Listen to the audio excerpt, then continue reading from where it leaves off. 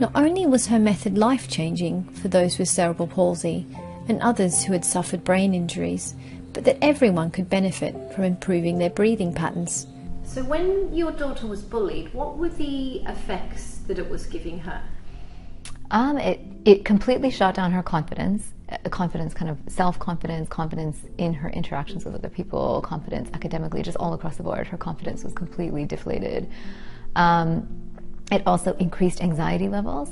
There was this bullying went on for several months, and so there was a very strong association of pain and of not feeling good when you go to school, and fear, and a fear that was ingrained in her body at that point of what's that person going to do to me today? What other thing could happen today? And we were starting to see, when things really peaked, we were starting to see the first signs of withdrawal. And that was like a huge flag to me, because this is someone who's normally, all these months this was going on, we were talking about it, we were working through it, and here all of a sudden she was starting to withdraw for the first time.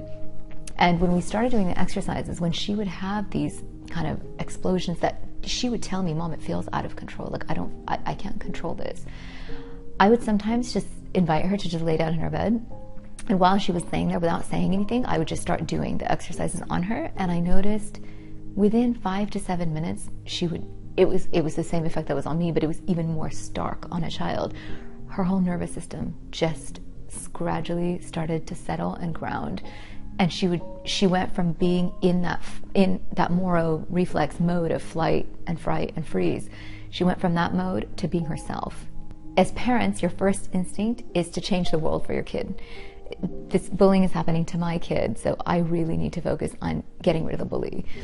And they kept telling us, if it's not this, it's going to be the next thing, and the next thing, and the next thing. What this interaction and her response is telling us is that there is an inner weakness in her system. There's a crack somewhere where something is not held together in the way it needs to be in order for her to thrive, and in order for her to embrace these things that get thrown at her as she grows.